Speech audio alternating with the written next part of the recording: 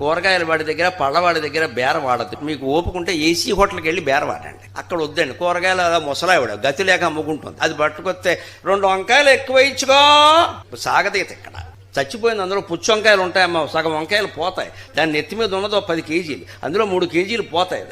ఆ 7 కేజీల్లో దానికి వచ్చే సొమ్ము ఎంత అది చెప్పిన రేటుకు పుచ్చుకోవాలి ముందు, అంతే. కూరగాయల దగ్గర పళ్ళ దుకాణం దగ్గర బేరం ఆకూడదండి, చాలా తప్పది. ఏదో పాత పేపర్లు అమ్ముకునే దరిద్రపు మేళాలు కూడా ఉన్నారు ప్రపంచంలో. పాత పేపర్లు దానం ఇచ్చేయాలి, అమ్ముకోవడం ఏంటంటే నికృష్ట పని. అదే చదివేసాం పేపర్, అదేదో అయిపోయింది, ఎవరికో ఇచ్చేయాలి. అవి కూడా కూర్చుని చిల్లరకోటి చిట్టెమ్మలా ఇక్కడ కూర్చుని ఇక్కడ తక్కడ సరిగ్గా చూసు. అబ్బా ఎంత ధర్మకాట. సుప్రీంకోర్టు జడ్జి పనికిరాడు ఇక్కడ.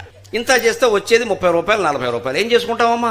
అదే వచ్చిన వాడిని పట్టుకెళ్ళిపోవాయంటే నీ కాళ్ళకి దండం పెట్టి పట్టుకెళ్ళిపోయి ఆ ఉన్న గూడు కూడా శుభ్రంగా తుడిచేస్తాడు. అది దానం. ఆ మాత్రం కూడా దానం వేయలేము. పాత బట్టలు దానం వేయలేము, పాత పేపర్లు దానం వేయలేము, పాత వస్తువులు కూడా అమ్మేయడమే. మంచితనం అనేది మోసపోవడానికి తప్ప బతకడానికి పనికొస్తలేదు. నువ్వు నా అనుకుంటాను, వాళ్ళు నా అనుకోవాలి కదా. నువ్వు అంటే ఉరికిపోయి చేస్తాను, వాళ్ళు నీ అవసరానికి రావాలి కదా. వాళ్ళు వాళ్ళ అవసరానికి తెప్పించుకుంటారు కానీ నీ అవసరానికి వాళ్ళు రారు.